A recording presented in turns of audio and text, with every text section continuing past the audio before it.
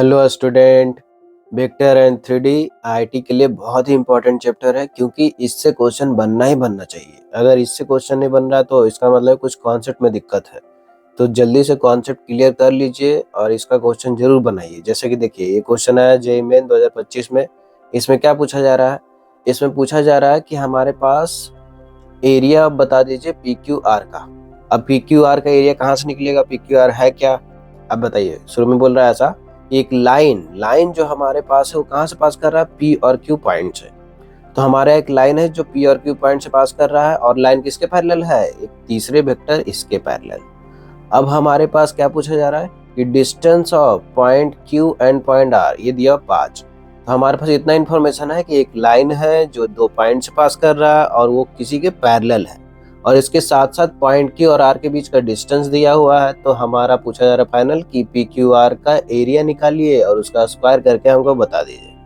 अब देखिए, अगर सिंपल डायग्राम बनाए तो हमको ऐसा लग रहा है कि यहाँ पे कोई एक पॉइंट P है जो कि लाइन के ऊपर है और Q पॉइंट भी लाइन के ऊपर ही है, और जो लाइन है वो किसके पैरेलल है? ये वेक्टर 3 2 2 के पैरेलल है। 3i plus 2j plus 2k के पैरेलल है। अब बताइए, ये जो वेक्टर है इसके पैरेलल है। अब यहाँ पे बोल रहा है कि कोई पॉइंट R है जो कि Q पॉइंट से कितना डिस्टेंस पे है? 5 डिस्टेंस पे। तो मान लीजिए कहीं यहाँ पे Q पॉइंट है, परपेंडिकुलर डिस्टेंस कोई जरूरी नहीं है। यहाँ पे बस बोला है कि ये जो R पॉइंट है और Q पॉइंट के बीच का डिस्टेंस कितना दिया हुआ है? 5। अब यहाँ पे देखिए, P पॉइंट भी दिया हुआ है -2 -1 3। तो सबसे पहले बताइए लाइन का इक्वेशन कैसे लिखेंगे? लाइन पे हमको एक पॉइंट दे दिया है -2 -1 3, और क्या दिया है? लाइन किसी के पैरेलल है। तो लाइन के ऊपर अगर पॉइंट दिया रहता है और लाइन किसी के पैरेलल होता है तो इक्वेशन कैसे लिखते हैं? x माइनस जिस पॉइंट से पास कर रहा है तो x माइनस का x कोऑर्डिनेट -2, और डिवाइडेड में क्या होता है? जिस डायरेक्शन के पैरेलल है उसका x कंपोनेंट, और फिर बाई में क्या हो जाएगा? बाई -1 बटे यहाँ पे 2, और यहाँ पे z में क्या हो जाएगा? z -3 बटे इसका के कंपोनेंट 2। तो ये लाइन का इक्वेशन हो गया। तो लाइन का इक्वेशन जो भी है, अब बताइए कि पॉइंट क्यू हमको चाहिए, क्योंकि हमको क्या चाहिए? एरिया। एरिया कैसे निकलेगा? अगर पॉइंट तीनों पता हो जाए तो निकल जाएगा। तो ये पॉइंट दे दिया, ये पॉइंट दे दिया, और ये पॉइंट हमको चाहिए, लेकिन ये डिस्टेंस दिया आर से क्यू के बीच का। लेकिन इसमें तो 3 वेरिएबल है। लेकिन इसके साथ साथ ये है कि ये कौन से लाइन पे है? जो इस लाइन का इक्वेशन हम लिख चुके हैं। तो अगर किसी भी लाइन पे कोई पॉइंट हमको चाहिए होता है तो उसको एक वेरिएबल में हम लिख सकते हैं। अगर हमको ये पता चल जाए कि वो लाइन का पैरामीट्रिक फॉर्म में अगर इक्वेशन पता चल जाए, तो लाइन का पैरामीट्रिक फॉर्म में अगर इक्वेशन जैसे ही पता चलेगा तो हमको क्या पता चल जाएगा? कोई भी पॉइंट एक वेरिएबल में। तो अगर क्यू पॉइंट चाहिए तो मान लीजिए यहाँ पे लेमडा मान लिए, तो अब कैसे आएगा क्यू पॉइंट? क्यू पॉइंट को हम क्या लिख सकते हैं? क्यू पॉइंट को लिख सकते हैं यहाँ पैरामीट्रिक फॉर्म में। कैसे लिख सकते हैं कि -2 + 3 लेमडा -1 + 2 लेमडा और 3 + 2 लेमडा, ऐसे लिख सकते हैं। अब यहाँ पे Q पॉइंट एक वेरिएबल में आ चुका है। अब ये वाला रिलेशन का यूज करें कि R से Q के बीच का दूरी कितना है? 5। तो बताइए R पॉइंट क्या दिया हुआ है? R पॉइंट दिया हुआ है 1 3 3। अब ये दोनों पॉइंट के बीच का डिस्टेंस कितना दिया हुआ है? 5। तो आर क्यू के बीच का डिस्टेंस दिया हुआ 5, आर क्यू दिया हुआ था 5, तो आर क्यू का स्क्वायर कितना हो गया? 25। अब ये 2 पॉइंट के बीच का डिस्टेंस लिखना था, तो -2 + 3 लेमडा -1 का होल स्क्वायर, -1 + 2 लेमडा -3 का होल स्क्वायर, 3 + 2 लेमडा -3 का होल स्क्वायर कितना हो जाएगा? 25। अब यहाँ से सोल्व करके लेमडा निकाल लेंगे, कितना आ जाएगा? अब यहाँ पे देखिए -3 लेमडा -3 का होल स्क्वायर हो गया, और यहाँ पे क्या हो जा रहा है? 2 लेमडा -4 का होल स्क्वायर, और यहाँ पे क्या हो जा रहा है? 2 लेमडा का होल स्क्वायर से 3 3 कट गया। अब ये कितना दिया हुआ है? 25। अब यहाँ पे कितना आ जा रहा है? तो 9 lambda square plus 9 -18 lambda plus 4 lambda square plus 16 -16 lambda plus 4 lambda square बराबर 25, ऐसा आ गया। अब हम देख पा रहे हैं कि लेमडा स्क्वायर में कितना कितना है? तो लेमडा स्क्वायर में 4 4 9, तो 9 4 13 4 17 लेमडा स्क्वायर आ गया। और लेमडा में कितना है? तो 16 और 18, तो -34 लेमडा आ गया। अब देखिए कांस्टेंट में कितना है, 9 एंड 16 तो हो गया 25, 25 इधर भी है तो कट जाएगा, तो फाइनल आ जाएगा इतना ही। तो यहाँ से लेमडा का वैल्यू 2 आया कि लेमडा का वैल्यू या तो 0 भी हो सकता है और लेमडा का वैल्यू 2 भी हो सकता है, 2 वैल्यू हो सकता है। अब बताइए क्या आप इसका मतलब निकाल पा रहे हैं कि लेमडा अगर 0 आ गया, लेमडा 0 आने का मतलब है कि जैसे ही लेमडा 0 रखेंगे तो पॉइंट क्या आ जाएगा, -2 -1 और 3। अब -2 -1 और 3 कौन सा पॉइंट है, पी पॉइंट है। इसका मतलब है कि आर से जो डिस्टेंस है पी का भी कितना डिस्टेंस है, 5 यूनिट ही है, ये ऑब्जर्वेशन है। और लेमडा जब 2 रख रहे हैं तो कौन सा पॉइंट आ रहा है, एक दूसरा पॉइंट आ रहा है जो इस लाइन पे ही है, और क्या है, इस लाइन पे है, साथ साथ में कितना डिस्टेंस पे है, 5 यूनिट पे। तो बताइए अब पॉइंट क्यों निकाले, नहीं निकाले, कैसे निकालेंगे, जो पैरामेट्रिक पॉइंट में लेमडा था, लेमडा की जगह कितना रख देंगे, 2। अब लेमडा 2 रखने पे कितना आ जाएगा, 3 × 2 6 - 2 4, यहाँ पे 2 रखेंगे तो 3 आ जाएगा, और यहाँ पे 2 रखेंगे तो 2 2 4 + 3 7 आ जाएगा।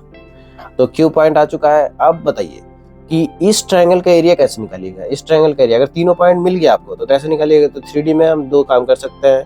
पहले तो अगर 2 वेक्टर निकाल लेते हैं तो 2 वेक्टर निकालने के बाद दोनों क्या कर देंगे, क्रॉस प्रोडक्ट, और उसका magnitude half into cross product. अब दूसरा काम ये कर सकते हैं कि यहाँ पे हम देख पा रहे हैं कि यहाँ पे दोनों का मैग्नीट्यूड हमको पता चल चुका है, दोनों का लेंथ कितना है, 5 5।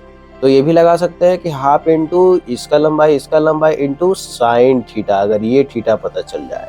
अब बताइए ये एंगल कैसे निकलेगा, ये जो एंगल है थीटा कैसे निकलेगा, तो ये थीटा किसके किसके बीच का एंगल है, ये आर पी और आर क्यू।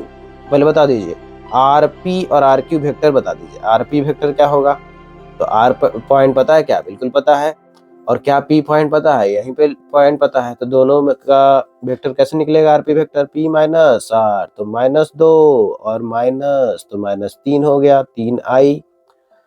अब पी में से इसको घटाना है तो कितना आएगा, वो -1 -3 -4 6, और क्या होगा, 3 में से 3 चला गया तो के इसमें नहीं जाएगा।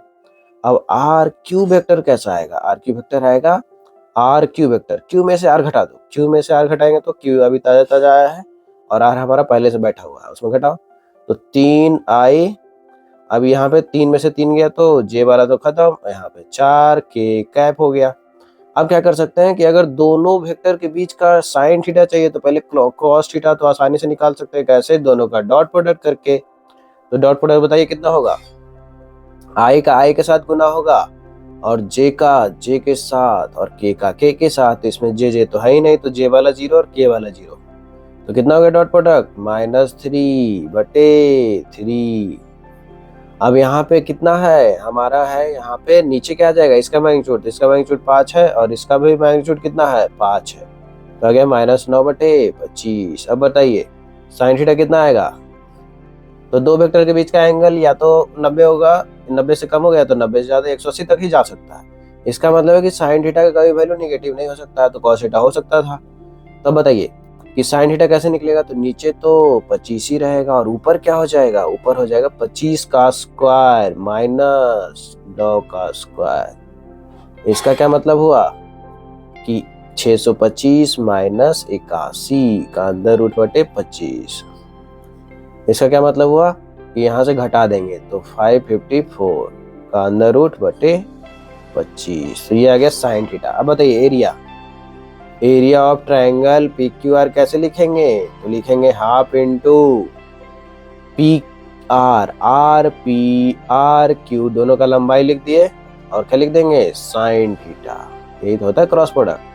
अब बताइए हाफ इंटू आर पी, ये भी 5 है, ये भी 5 है, और ये कितना हो गया, अंदर रूट 544/25।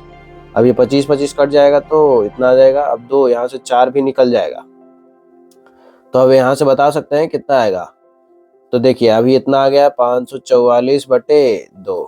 अब पूछ रहा था इसका स्क्वायर बता दीजिए, एरिया जो निकाले हैं एरिया का स्क्वायर, तो फाइनल आंसर कितना आएगा, फाइनल आंसर में क्या आएगा, एरिया का स्क्वायर चाहिए तो एरिया का square, area of triangle P Q R का स्क्वायर चाहिए तो आ जाएगा 544/4, तो जो कि फाइनल आंसर आने वाला है, 4 से काटेंगे तो 136। तो ये आ गया फाइनल आंसर। तो हम देख पा रहे हैं कि हमारा जो वेक्टर 3D का क्वेश्चन है उसमें ज़्यादा दम नहीं होता है, बस थोड़ा सा कॉन्सेप्ट लगाए बन जाता है। अगर वेक्टर 3D रिवीजन नहीं किए हैं तो जल्दी से करिए, और वेक्टर 3D का रिवीजन तो यहाँ पे भी कराया जाएगा। जो जो इम्पोर्टेंट चैप्टर है सबका कराया जाएगा, कोऑर्डिनेट ज्योमेट्री का, वेक्टर 3D का, डिफरेंशियल इक्वेशन, एरिया का, जिसका भी क्वेश्चन एकदम छूटना ही नहीं चाहिए। और ये है कि इसके साथ साथ ये भी कराया जाएगा कि जी एडवांस का क्वेश्चन कैसे सोल्व करें, क्योंकि जी एडवांस में 2-3 चैप्टर मिक्स हो जाता है, तो कैसे किसी किसी चैप्टर का कॉन्सेप्ट लगाएंगे और फाइनल आंसर तक पहुंचेंगे। उसमें क्वेश्चन सोल्व करना ही बहुत बड़ा इशू है। क्वेश्चन अगर सोल्व हो जाता है, क्योंकि 18 ही क्वेश्चन है, 18 में अगर 8 भी क्वेश्चन सोल्व किए तो चले जाइए आईटी में सीधे। तो इसका मतलब है कि आईटी एडवांस और जेईई मेन दोनों का क्वेश्चन सोल्व कैसे करें, कम समय में कैसे करें, कौन कौन से कॉन्सेप्ट इंपॉर्टेंट है, सब बताया जाएगा इस प्लेटफॉर्म पे। तो इस प्लेटफॉर्म से जुड़े रहिए और अपना जीवन में मैथ का सुधार करिए। थैंक यू, धन्यवाद।